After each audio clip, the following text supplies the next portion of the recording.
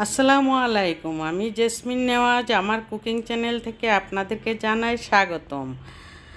আজকে আমি pound cake নিয়ে আপনাদের সামনে এসেছি। এই পাউন্ড কেকটা একদম অল্প সময়ে ও অল্প খরচে অল্প জিনিসপত্র দিয়ে বানিয়েছি। আর এই পাউন্ড কেকটা সন্ধ্যার নাস্তার জন্য একদম পারফেক্ট একটা নাস্তা।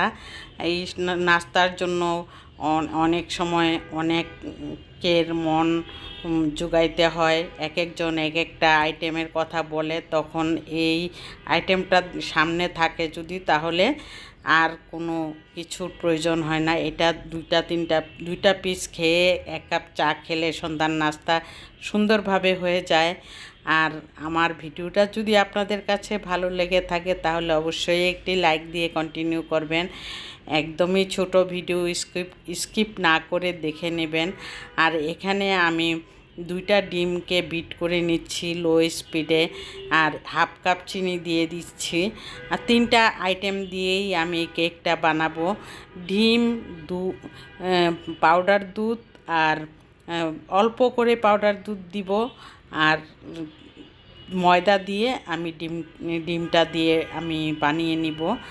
আর এখানে প্রথমেই আমি ডিমটার চিনিটাকে একদম ফোমি ভাব করে নিব। বিট করতে করতে, লো স্পিডে বিট করতে করতে সুন্দরভাবে ফোমি ভাব হয়ে যাবে।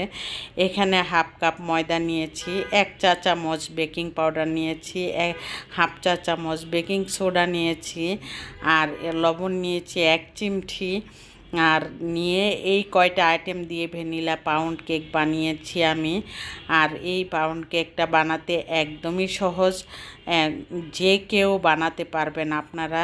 আর যারা এখনও বানানোর চেষ্টাও করেননি তারাও চেষ্টা করলে অবশ্যই মজা করে খেতে পারবেন। এই পাউন্ড কেকটা এতই মজা হয় যে ভ্যানিলা পাউন্ড কেকটা অনেক মজার সাথে সন্ধ্যার নাস্তায়, সকালের যখন তখন খিদা লাগলে কিন্তু এক পিস খেয়ে নিলে, 1 গ্লাস পানি খেয়ে, ঠান্ডা পানি খেলে একদম তৃষ্ণাটা মিটে যায়। আর সেই জন্যই এখানে আমি পাউন্ড কেকটা বানানোর সহজ উপায়ে আমি দেখানোর চেষ্টা করলাম।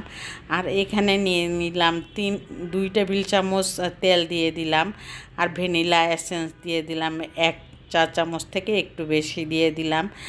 দেওয়ার পর সুন্দরভাবে আমি স্প্যাচুলা দিয়ে ভাবলাম যে না করে আমি বিটার দিয়েও বিট করতে থাকি, কারণ এই পাউন্ড কেকটা বিটার দিয়ে বিট করলেও সুন্দরভাবে হয়ে যায়। কিন্তু যদি আপনারা পাউন্ড কেক ছাড়া, যেমন ক্রিম দিয়ে বার্থডে কেক বানানো হয়, চকলেট কেক বানানো হয়, তখন কিন্তু বিটার দিয়ে আর বিট করা যায় না। তখন স্প্যাচুলার মাধ্যমেই আপনার ফোমি ভাবটা যাতে নষ্ট না হয় তখন তা করতে হয়।